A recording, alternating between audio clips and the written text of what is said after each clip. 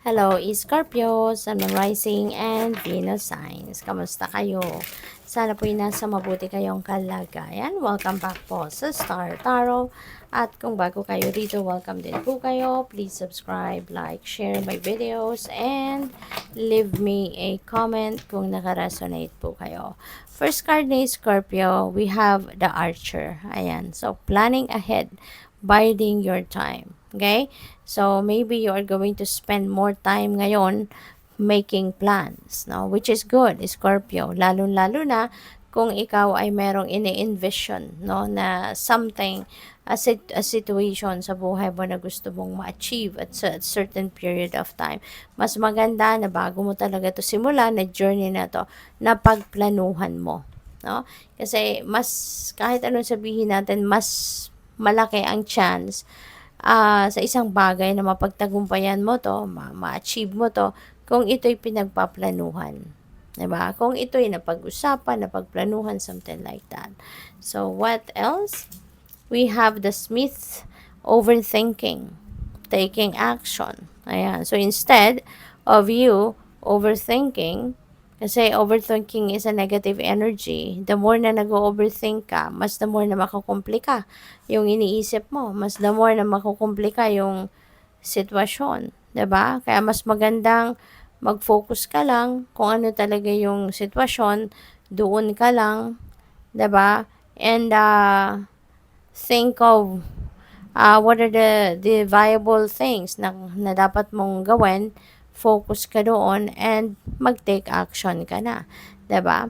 Kasi the more na nag-iisip ka, there is a tendency na makapag-isip ka talaga ng negatibo. Kasi ang daming pwedeng mga bagay na papasok sa isip mo, and it could come from different sources, no? So, pwedeng merong pumasok sa isip mo na positibo, merong negatibo.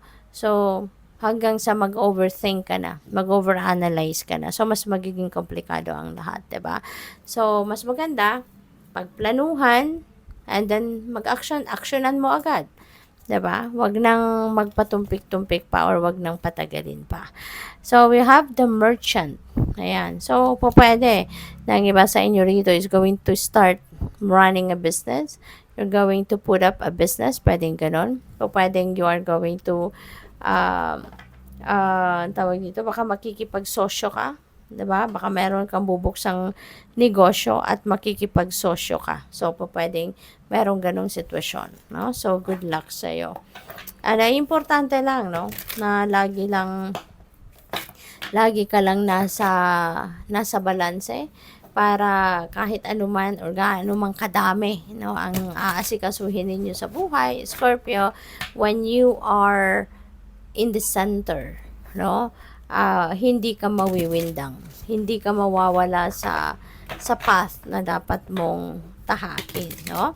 So, good luck sa'yo. So, we also have the Hanged Man. Ayan. So, Hanged Man is a stagnant energy. And, you know what?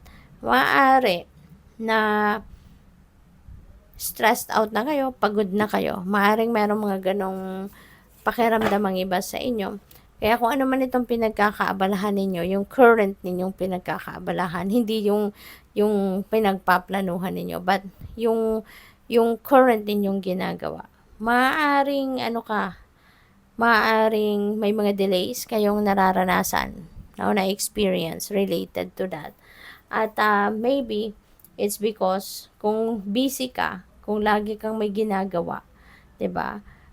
Hindi mo maiisip, no, kung ano yung mga bagay na or kung ano man yung mga gabay sa iyo ng universe, hindi mo yan maiisip, hindi mo marirealize, because you are focused on kung ano yung current mong inaasikaso, 'di ba? Kaya siguro magkakaroon ka ng delays or magkakaroon ng mga blockages, mayroon ditong pansamantalang pagtigil ng mga ginagawa mo, so that you would have time to think, you would have time to rest, to relax, to rejuvenate, kasi maaaring isa din sa dahilan niyan is because siguro pagod na din kayo, stressed out kayo, ungrounded na kayo, and maybe you don't have time to to relax, diba? You don't have time to refill your cup. Kaya tigil na lang muna. no? Ititigil ng universe kung ano tong pinagkakaabalahan mo para mabigyan mo ng oras ang sarili mo.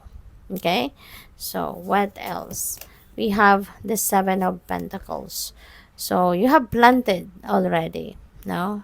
Meron ka ng sinimulan na ganap sa buhay, and ngayon it's growing. So maganda kasi nakikita mo na din na kung ano man yon na sinimulan mo kahit papaano, it's growing. Maaaring nakikitaan mo na magiging promising, no, yung ginawa mo, yung sinimulan mo. Kaya just continue to cultivate it, continue to nurture it, no, alagaan mo, gawin mo pa kung anong mga bagay na sa tingin mo kailangan mong gawin para mas mag-grow pa, mamunga, at magkaroon ng positibong outcome, magandang resulta, no? Kung ano man itong ginagawa ninyo or kung ano man itong ginawa na ninyo, no? So whatever that is, nag-invest ka na rito, no? Nag-invest ka na, kaya maganda, positive ang effect nito sa iyo na nakikita mo na, aba, diba, gumagana rin ang strategy mo sa kung anumang bagay na ito. So, just continue to work on that. We have 6 of Wands. Wow. So, success ito. So, kung ano man itong specifically na ginagawa mo, kung ano man itong pinagkaabalahan mo na uh, nagpo-progress, nagde-develop, kung ano man yan, so feeling ko yun yung pagtatagumpayan ninyo. Kaya, siguro din, alam mo din yun sa sarili mo. Kasi, alam mo kung anong ginawa mo. Alam mo kung paano mo to alagaan, 'di ba, na ginawa mo. And no? You will know within yourself na makukuha ko to. Ma-accomplish ko to. Ma-achieve ko ang goal ko dito. Yung gano'n. So, it feels like to me na this is something that you are going to tawag dito, mapagtatagumpayan mo siya. And, maaring ito yung magdadala sa inyo sa spotlight. Maaring yung success na to, yung magbibigay sa iyo ng promotion. Maaring yung success na to, magbibigay sa iyo ng pay raise. Diba? Kaya, sige lang. Sipagan mo lang. No? So, good luck sa iyo. Thank you for watching. Love and light. Namaste.